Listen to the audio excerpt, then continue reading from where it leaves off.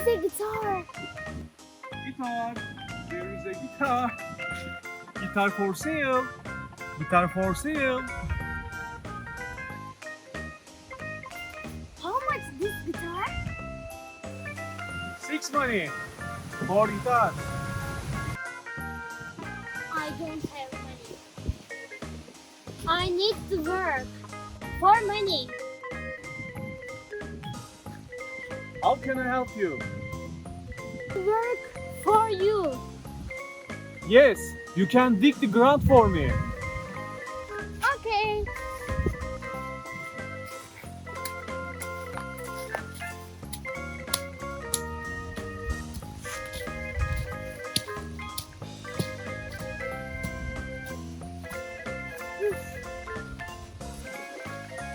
Finish. Okay.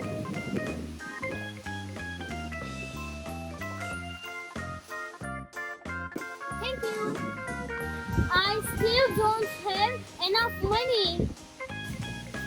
Can I work for you? Yes, you can collect the eggs.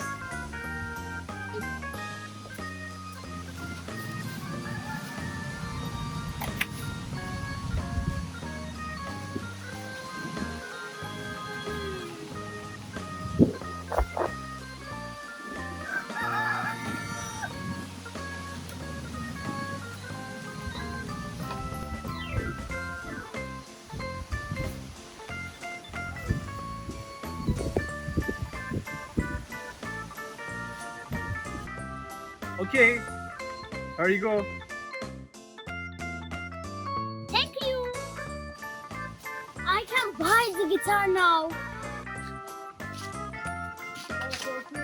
Guitar. You wanna buy the guitar? Yes, I have money. Thank you.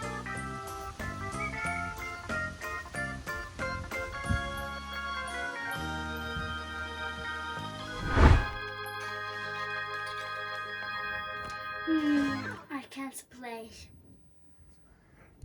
A few moments later.